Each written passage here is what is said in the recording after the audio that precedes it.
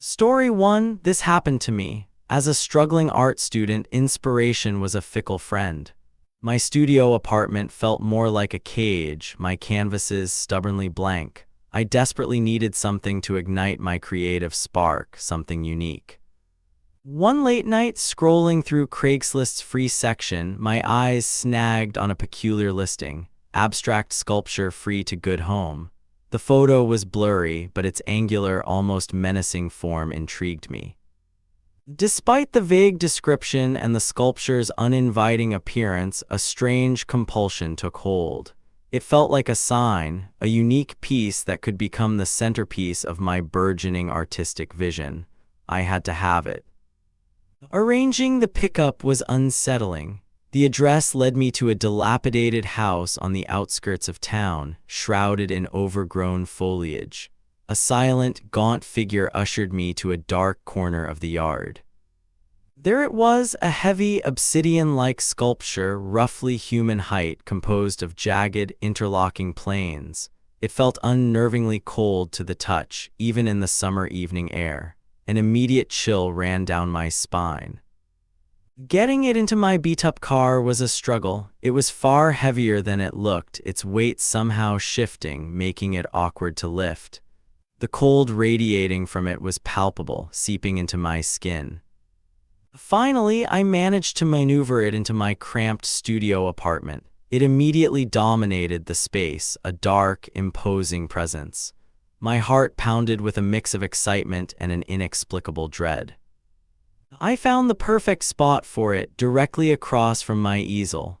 It would be my silent observer, a constant source of inspiration, its stark form challenging me to interpret its abstract beauty. Initially, a surge of creative energy coursed through me. I sketched feverishly, attempting to capture its harsh lines and unsettling symmetry. I felt a unique connection to this enigmatic piece. The sculpture stood sentinel, its angular planes catching the light in strange ways.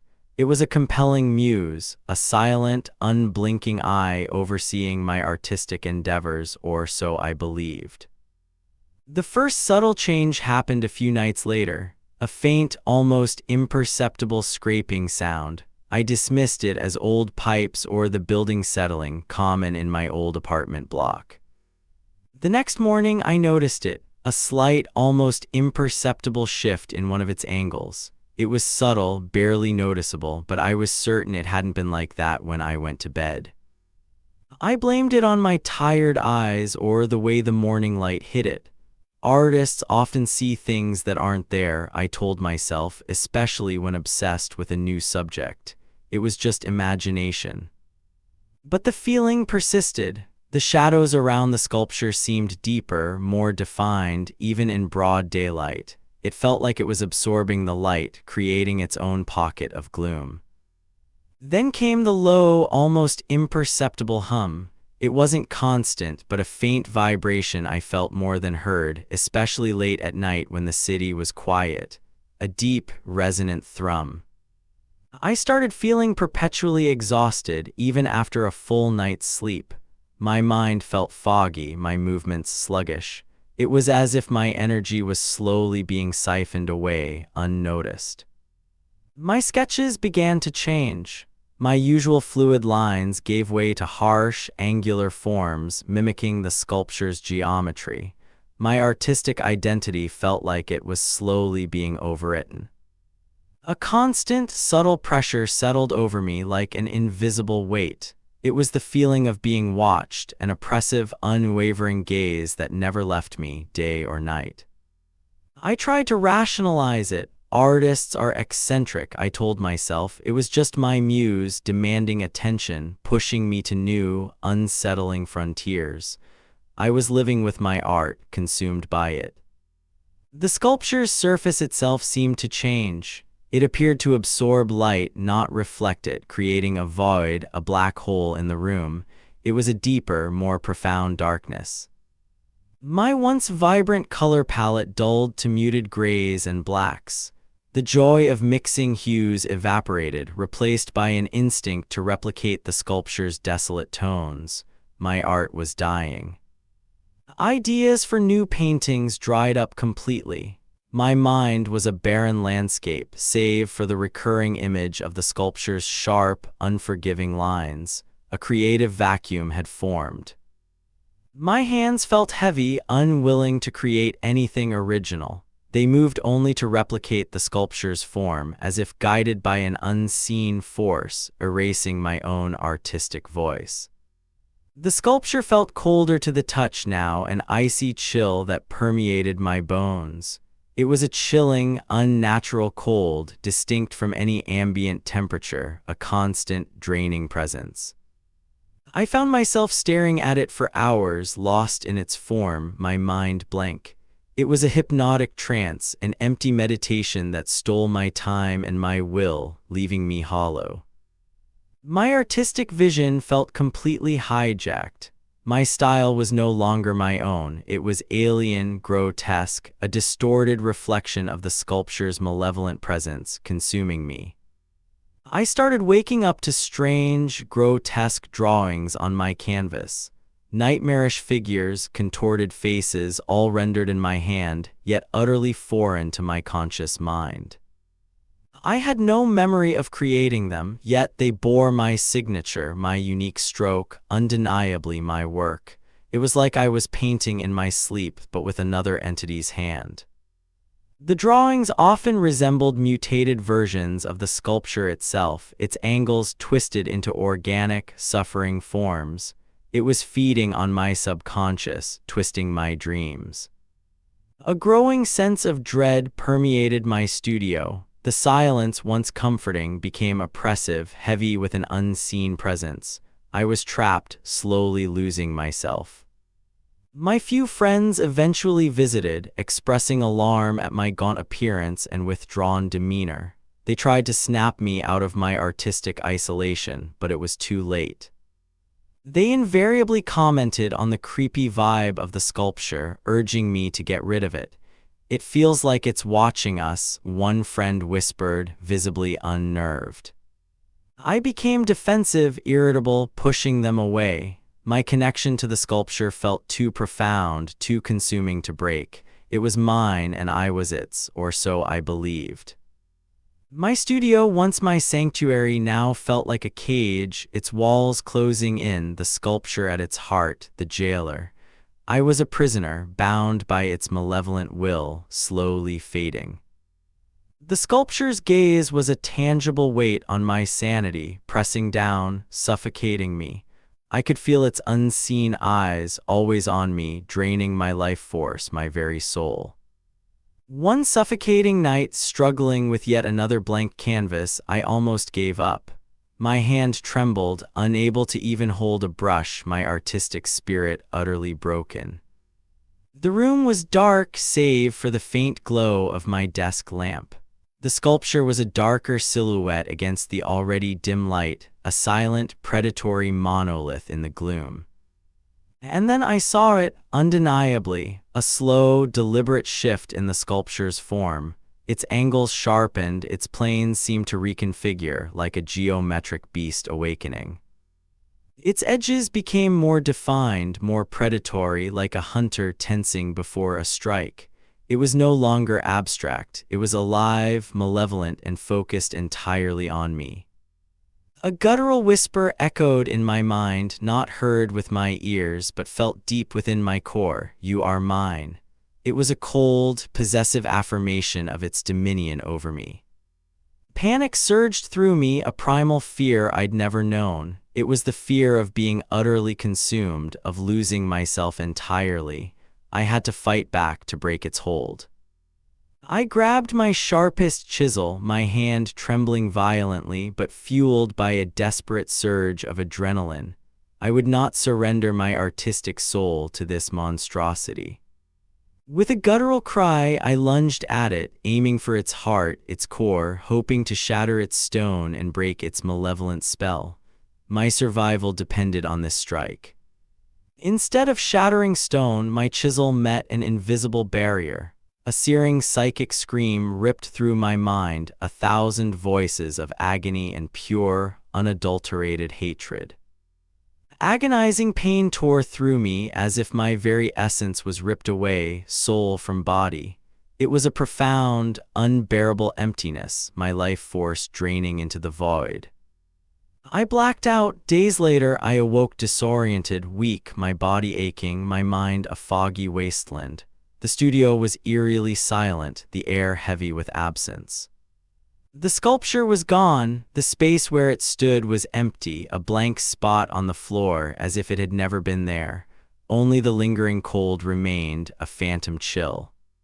On my easel, a finished painting, a self-portrait. I hadn't remembered creating it, but it was undeniably my hand, my technique, yet something was terribly wrong. My face stared back, but the eyes were not mine. They were the sculpture's, cold and alien, devoid of warmth, reflecting a malevolent, ancient will, a testament to what had consumed me. Now, I occasionally spot similar angular shapes in the backgrounds of online photos in other people's homes, forever haunted by the chilling question of who acquired the free sculpture next and what part of them it is consuming. Story 2. My partner Mark and I needed an affordable escape. Craigslist offered a remote cabin. Its rustic charm instantly appealed. This happened to me. The ad called it serene. We swapped our apartment for a leaner's cabin. It felt too perfect, a dream vacation. We packed light, eager. The long drive plunged us deep into silent, signal-less forest, excitement mixed with trepidation. The cabin emerged exactly as pictured. Old wood, stone chimney, welcoming porch, our temporary rustic home. Inside, cool air, pine and old books. We dropped bags, admiring the cozy living room, a perfect escape. Our first evening quiet. I closed the bedroom door, profound silence, a welcome change from city noise. Next morning, the bedroom door ajar. Mark denied leaving it open. We blamed sleepy forgetfulness. My novel on the coffee table, later on a bookshelf. Among ancient volumes, unease began. Mark's car keys from the counter, now on a hook. Never put them there, he insisted. Confusion grew. Small shifts, mugs moved, blankets draped. Cabin ghosts, jokes felt forced, discomfort grew.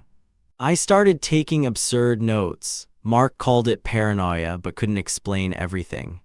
A stern old man's photo appeared on the mantel. His eyes seemed to follow us. "Who is that?" Mark asked, disturbed. "No old man in a leaner's photos. We hid it." Next morning, photo back facing us. My heart pounded. No mistake, deep chill. We stopped talking, tension thick. Cabin objects felt scrutinized, a silent, cruel game. Layout shifted. Hallway to bedroom felt impossibly longer, an extra, imperceptible step. "Did they add a wall?" I whispered. Mark looked blank, but his brow furrowed. Kitchen window, once a clearing, now dense pines. Mark scoffed, but his gaze lingered. Arguments erupted. Door was left, no right, our memories warring against us. Cabin reveled in confusion, a cruel architect rearranging bones, testing our sanity. Fear grew. We blamed stress, but each morning brought disorientation. We were its puppets. Loft stairs, once sturdy, now creaked ominously. A primal urge warned against ascending. Fireplace moved inward, shrinking the living room. Subtle shift, but my stomach clenched. Path to shed, once straight, now a winding, overgrown maze. Exterior twisted, alien. Sleep offered no refuge. Mark gasped awake, feeling the bed move, cabin breathing. Victorian porcelain doll on bedside table. Glass eyes, unsettling smile, definitely not ours. I screamed, Mark horrified, a cruel intrusion. We threw it in a cupboard. Heavy, tarnished iron key materialized on kitchen counter. Ancient, cold, impossibly heavy. We searched for a lock, nothing. The key mocked us, a secret we couldn't uncover. Days blurred, faded sepia photo of stern people replaced a painting, their eyes pierced. Worn, leather-bound journal appeared on coffee table. Blank cover, horrifying curiosity. I wouldn't open it. Mark tried to burn it, but it resisted, falling back. Items felt like warnings, deepened sense of ancient, malevolent presence sharing the cabin. Hushed talks, frantic theories, desperate plans, trapped by psychological horror. Cabin felt alive, its presence stronger, watching, learning fears, tightening its grip. Air changed, pine, old wood mixed with organic decay clung to everything. Cabin groaned, deep guttural sounds through walls, a giant beast stirring. Oppressive feeling of being watched, shadows held eyes, we moved like hunted animals. Silence, once comfort, now terrifying, pregnant with unseen presences, our whispers too loud. Sleep impossible, huddled on couch, cabin hummed, a low, malevolent thrumming. Next morning, a dark alcove appeared where the pantry was, a gaping maw. Our bedroom entrance gone, replaced by solid wall, impossible transformation. Panic rushed to front door, path to car now dense, thorny bushes, no escape. Front door wouldn't budge, sealed shut, pounded, screamed futilely, trapped. Walls pressed inward, ceiling lowered, cabin shrinking, suffocating us, its next meal. Mark stumbled, hitting loose floorboard. It revealed a hidden compartment beneath. Inside, among cobwebs, was another journal, old, frantic handwriting, the same one we'd seen. I snatched it. Day 3, the house moves, it watches, it's alive. Entries spoke of others' disappearances, we weren't the first. A jagged tear in the wall, unstable passage to darkness, our only chance, we scrambled. We ran, not looking back, cabin vanished, trees silent, trauma haunts us, horrors seek you out waiting, I'll never forget that night. Story 3, it all began in the quiet library. One Tuesday, tucked away on a forgotten shelf, I found it, a beautifully carved antique music box. Its intricate details hinted at a rich, mysterious past. My heart went out to its owner. I imagined someone missing it desperately. My empathetic nature took over, compelling me to act. I decided to post a lost and found ad on Craigslist, hoping to reunite it with its true owner. It felt like the right thing to do. Days turned into a week, then a response. An email from Asila's Blackwood. The message was brief, almost unnervingly so, simply stating, I believe that's mine. When can I collect it? A shiver ran down my spine. We arranged to meet at the library's entrance after closing. He arrived punctually. Mr. Silas was reclusive, gaunt, with eyes that seemed to bore right through me. His presence was immediately unsettling, a deep quietness about him. He barely spoke, his gaze was intense, unblinking as I handed him the music box. He took it without a word of thanks, clutching it tightly. I tried to make small talk, but he only offered a curt nod before turning to leave. I dismissed the odd feeling as social awkwardness, a common trait for some library patrons. I told myself it was just a strange encounter, nothing more, but a persistent unease lingered like a faint, unsettling echo in my mind. Back at home, the first subtle disturbances began. The kitchen lights flickered erratically, even though I'd just replaced the bulbs. I attributed it to old wiring, trying to rationalize the growing strangeness around me. Then a faint, unplaceable melody. It was like a distant lullaby, barely audible yet distinct. I searched but found no source. My old house, I thought, just settling, or perhaps I was simply overtired. Books started falling off shelves when no one was near. Not a gentle slide, but a sudden, jarring tumble. I'd arranged them perfectly, only to find them scattered again. It felt like an unseen hand was at play. The anomalies grew more frequent, more insistent. I'd hear soft, scratching sounds from the walls at night, or feel a sudden, inexplicable chill in a perfectly warm room. My rational explanations were wearing thin. The music box's tune, distorted and faint, began to emanate from empty rooms. It wasn't playing, it was a phantom melody. My heart pounded each time I heard it, a chilling reminder of the handoff. Shadows in my peripheral vision seemed to shift and writhe. I'd turn quickly, only to find nothing there. My imagination, I tried to convince myself, playing tricks in the dim light of my old apartment. A persistent cold spot developed in my living room, regardless of the thermostat setting. It was localized, intense, and made the hairs on my arms stand on end. I draped a blanket over myself, but the chill seeped through. I started leaving lights on, unable to shake the feeling of being watched. Every creak of the floorboards, every gust of wind sounded like a presence moving closer. Sleep became a luxury I rarely enjoyed. One night I woke abruptly. The distinct, beautiful, yet eerie melody of the music box was playing. It was clear, as if right beside me, but the box was hundreds of miles away with Mr. Sila's. My breath hitched. A growing sense of dread consumed me. The melody was a haunting lullaby wrapping around me, tightening its grip.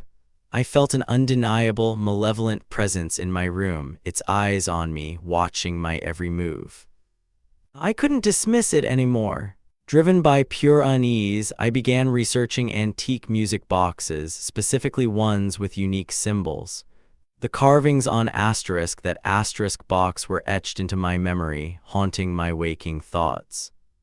My library skills, usually a source of comfort, now felt like a curse.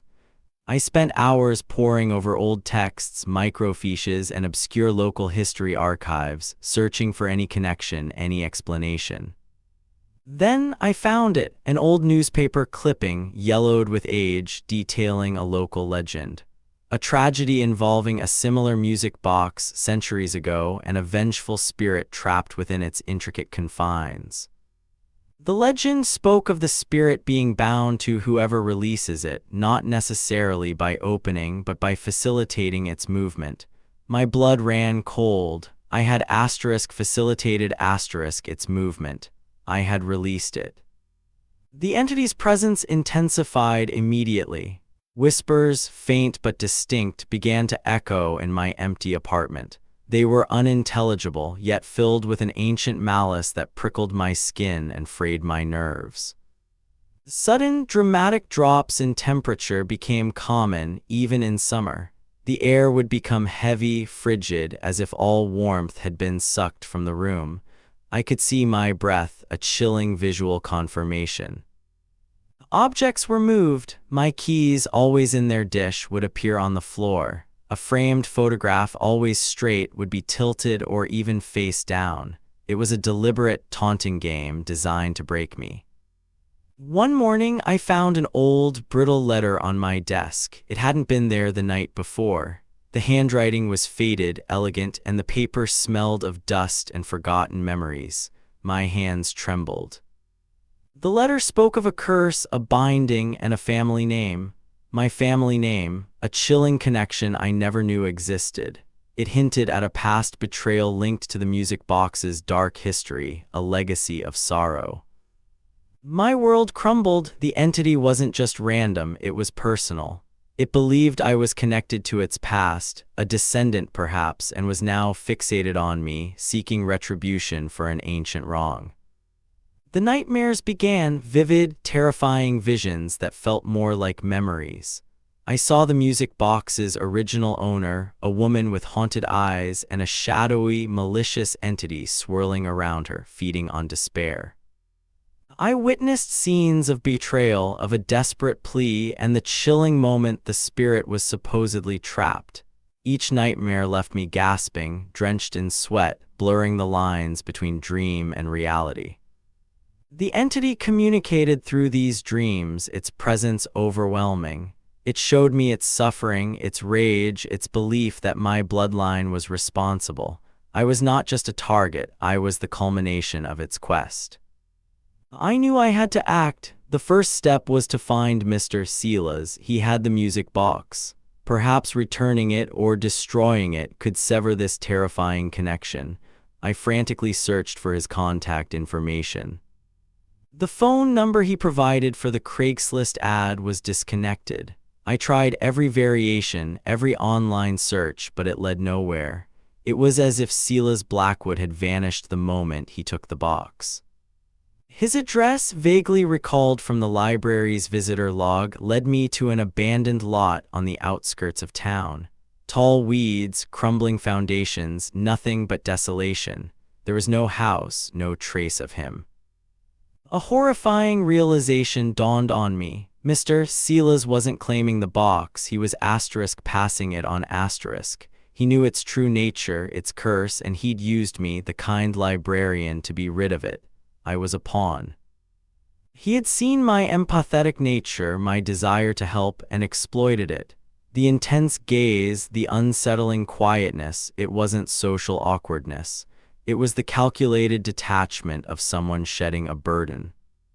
The music box was gone, but the entity wasn't. Its presence, once subtle, now felt like a constant, suffocating companion.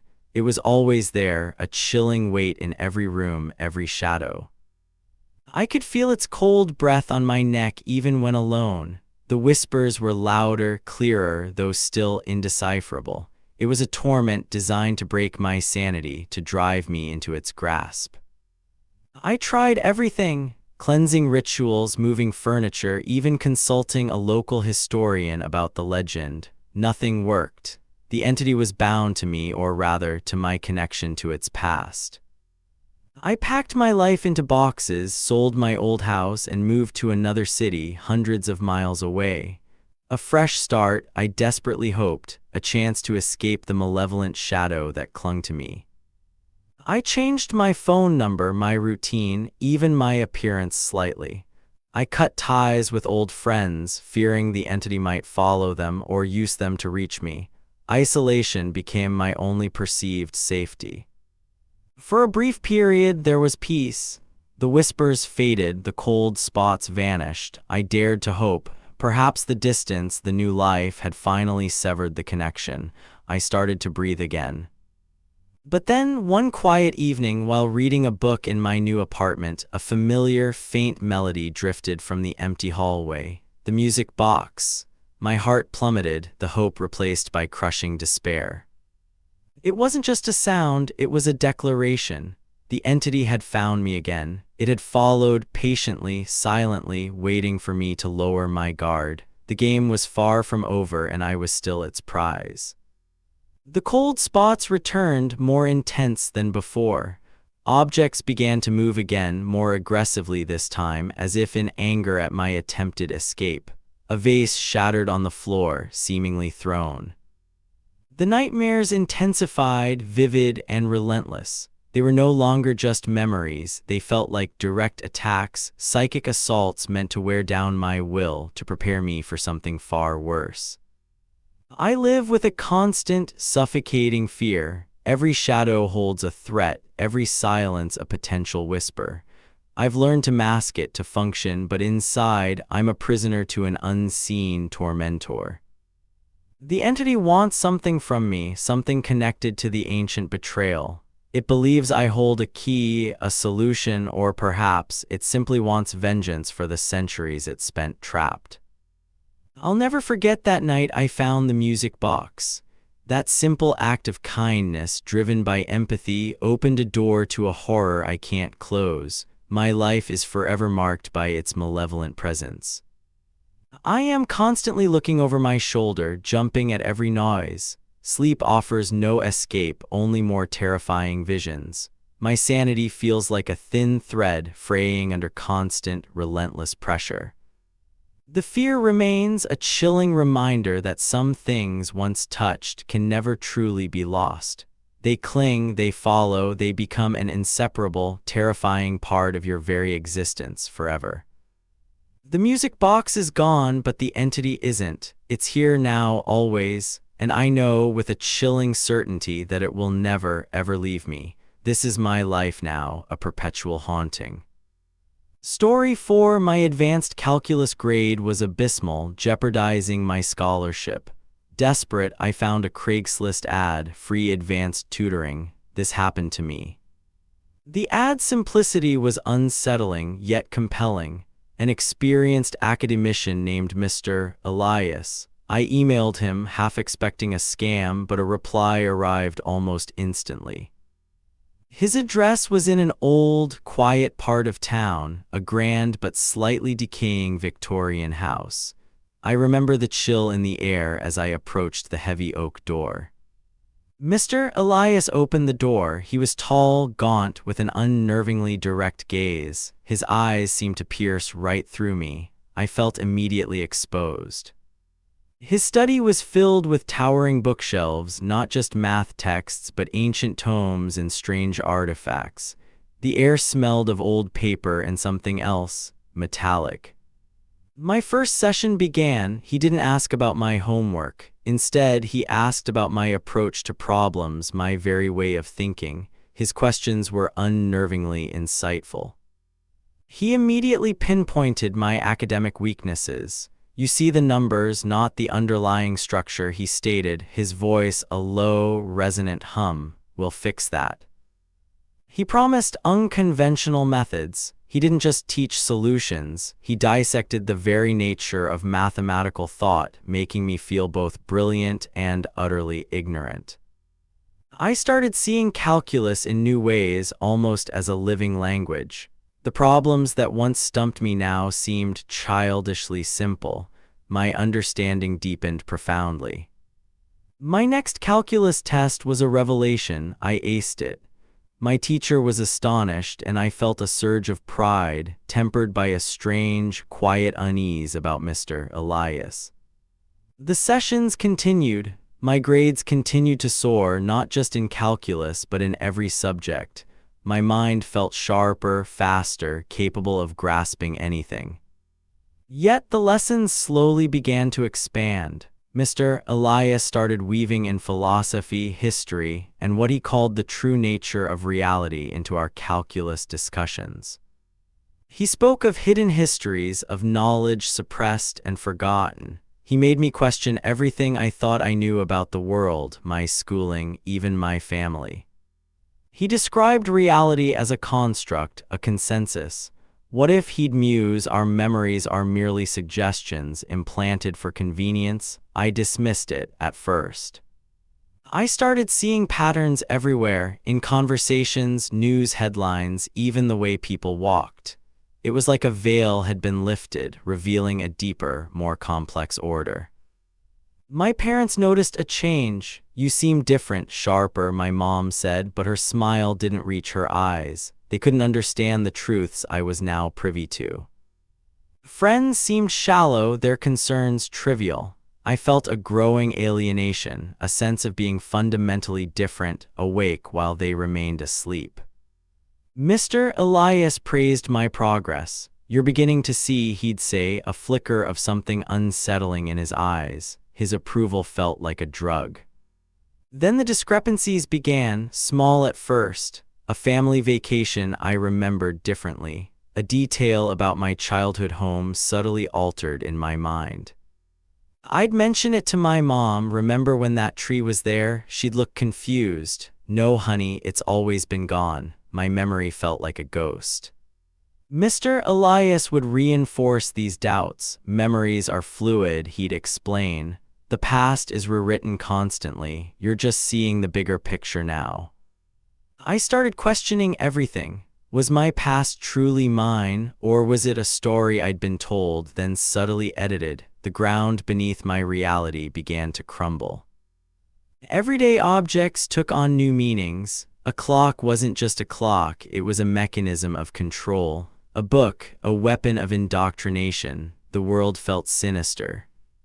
Conversations with others became unbearable. Their blindness to the truths Mr. Elias revealed was frustrating. I felt increasingly isolated, yet intellectually superior. Mr. Elias's intensity grew. His lessons became less about subjects and more about perception, will, and the architecture of the mind. His gaze was piercing. He seemed to anticipate my thoughts, my unspoken fears. He'd reference them obliquely in his monologues, making me wonder if he could read my mind. I felt less like a student and more like an experiment, a subject under observation. His detached curiosity was more terrifying than any anger. One evening, during a particularly intense session, he spoke of universal constants and malleable realities. My head throbbed with the weight of it all. I excused myself to the bathroom. My reflection in the mirror seemed distorted, my eyes too wide, too knowing. Who was I becoming? As I washed my face, my hand brushed against a loose floorboard. Curiosity, or perhaps an instinct, made me pry it open. Something was hidden there. It was an old, faded photograph, a family photo, my family, but it wasn't the photo I knew. A crucial detail was different, sharply, undeniably different. My childhood home in the photo had a different porch swing, a swing I vividly remembered that Mr. Elias had convinced me was a false memory. The dissonance was shattering. Another item, a faded newspaper clipping. A local news story about a missing person from years ago, a child, and a detail in the story contradicted a historical fact Mr. Elias had implanted. My mind reeled. These weren't mere discrepancies. These were fundamental physical proofs that Mr. Elias had been lying, or worse, manipulating my very reality. I stormed back into the study, the photo and clipping clutched in my hand. "What is this?" I demanded, my voice trembling with rage and terror. Mr. Elias merely looked up, a faint, almost amused smile on his lips. "Ah, you found some of the discarded fragments," he said, utterly calm. He calmly revealed his true agenda, not just academics, but the systematic resculpting of perception and memory. To create ideal minds, he stated, without a hint of malice. Or perhaps, I realized with a jolt of horror, to feed on the resulting confusion, the altered realities. I was merely raw material. "You think this is real?" he mused, gesturing around the room. "This confrontation? Are you certain you even entered this house today?" He demonstrated his influence. The photo in my hand seemed to flicker, the details changing back and forth. My mind screamed, unable to reconcile the shifts. I felt a primal terror. He wasn't just teaching, he was unmaking me. I had to escape. This wasn't a lesson, it was a prison. I lunged for the door, my heart pounding. He made no move to stop me, only watched with that unnerving, knowing smile. His silence was deafening. I burst out into the night, gasping for air, running without looking back. The Victorian house seemed to loom, a silent, watchful predator. I never returned. The mental scars remain, etched deep. I can no longer trust my own mind, my memories, or the reality around me. The world feels permanently fractured. Every conversation, every news report, every personal recollection is now suspect. Was it real or just another lesson? I check old photos obsessively, searching for discrepancies, for the subtle alterations. Each time I find one, a new wave of panic washes over me. My family and friends think I'm stressed, paranoid. They don't understand that the very fabric of my existence has been unstitched, then rewoven by Mr. Elias. The chilling thought lingers, am I truly free, or is this lingering doubt, this permanent fracture, just another layer of his lesson, his ultimate triumph? I scrutinize every Craigslist ad, every free offer, every new face. The unsettling possibility that he's already moved on to another student leaves me perpetually unsettled. I'll never forget the Craigslist tutor. His lesson continues, every waking moment, every doubted memory. I am his masterpiece, a mind forever fractured. This happened to me. Story 5. This happened to me. Alone after Arthur, my quiet house felt heavy. A Craigslist ad, researcher seeking stories. I yearned for connection. It promised to document history. I longed for someone to listen. Hope ignited. I emailed Mr. Silas, my fingers trembling. A swift reply from Mr. Silas, formal, precise, keen on my life experience. He proposed a home visit, unease settled. I tidied, polished Arthur's photos, baked lemon cake. I wanted to impress, to show our beautiful life. The doorbell rang precisely, my heart fluttered, a chance to share. I took a deep breath, opened the door. Mr. Silas stood, tall, dark suit, unnervingly still eyes, his smile polite but cold. A shiver ran down my spine. He carried a slim notebook, fountain pen. His presence filled my small living room, making it cramped. He sat stiffly.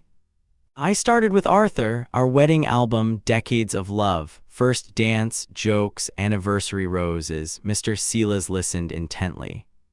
He asked precise questions, exact shade of dresses, how did light fall, noted every detail, pen scratching. Next, my childhood, sepia photos of my farm, doll, Brother Thomas, summers, winters. He absorbed every word. He never looked bored, savoring each memory. I felt strange validation sharing these fragments with him. Travel albums, Italy, Ireland, Caribbean with Arthur. Each picture a story, a laugh. Mr. Silas hummed faintly. He probed emotions. How did that moment feel? I delved deeper, reliving each sensation. Hours passed, sunset. I felt exhausted but exhilarated. Wonderful to have someone interested, less alone. As he left, Mr. Silas thanked me, promised to return, document my extraordinary life. Warmth, but a chill. The next week, sessions continued. My wedding day, clear as yesterday, ivory lace gown, a family heirloom. But then was it ivory? I remembered off-white, pearls slipped out, a senior moment, I thought. Childhood friend Lily, red hair, but as I said Lily, a different face, dark braids, flashed, Sarah. I chuckled, blaming my silly old brain. Mr. Silas smiled, knowing he didn't correct me. Glitches grew frequent, picnic with Arthur, red blanket, then blue, new detail felt convincing yet wrong. Subtle unease, my solid memories became fluid like smoke. I blamed age, a cruel joke. Mr. Silas was patient, he just listened, absorbed, wrote, his presence calming, my mind shifting. Question decades, Arthur's favorite song, Moon River, but a jazz tune played, unsettling. Strangers' furniture in my home didn't belong but solid. I doubted my own mind, my history. I avoided topics, fearing false memories, joy replaced by anxiety, what was happening. Changes escalated, I remembered Venice with Arthur. Gondolas, opera, vivid, beautiful, but never went. Even recalled a terrier, Buster, felt his fur, heard barks, but we were cat people, never a dog. Not just details, entire unlived chapters. So real, true memories receded like fading photos. Rationalized stress, grief, age, but a terrified part knew sinister. Mr. Silas was the constant. Spoke of a childhood prank, Mr. Silas chuckled. Ah, the glitter in counselor's tent, he said. But I never went to camp on the farm. His words solidified it, I saw the glitter. Terror bloomed, not forgetting, but asterisk replacing asterisk. My mind rewritten, Mr. Silas the architect. I feared his visits, a gamble, memory stolen, fabrication implanted, my past a stranger. I resisted, held on to truth, but like stopping a tide, more I fought, more confused. My identity fractured, who was Evelyn without memories, my past a lie, echoed in my mind. Pulled out old albums, desperate, this is Arthur, I whispered, then a chilling discovery. Honeymoon, Niagara Falls, but the photo, Marrakech riding camels, my stomach dropped. Flipped frantically, farmhouse home, now a Victorian mansion in photos. Images didn't align. Wedding photo, ivory dress, now in album, distinctly pearl, same dress, different shade, heart hammered. Losing my mind, reality and delusion blurred. Albums, my only tether, betrayed me. Mr. Silas arrived, dread but need for answers. His polite, unblinking smile seemed brighter. Composed myself, Mr. Silas, I trembled, my memories aren't right, he feigned concern. Asked about first date with Arthur, closed my eyes, summoned Italian restaurant, nervous laughter. Nothing, instead a cold, sterile cafe, mundane talk, no warmth, devoid of Arthur, not mine. My eyes snapped open, this isn't my memory, I cried, raw terror, not this sterile place. Mr. Silas's smile widened, chilling, oh, but it is now, Evelyn, a more efficient memory. He put down his pen. I am not a researcher. I am a collector, your past specifically. He consumed memories, made them his, left a crafted narrative. My mind his canvas, theft. He rose, mission complete. A fresh start, Evelyn, an empty canvas. He left me shattered. I am Evelyn, or was, a patchwork of strangers' lives. My home, ghosts of memories not mine. Past stolen, horror continues.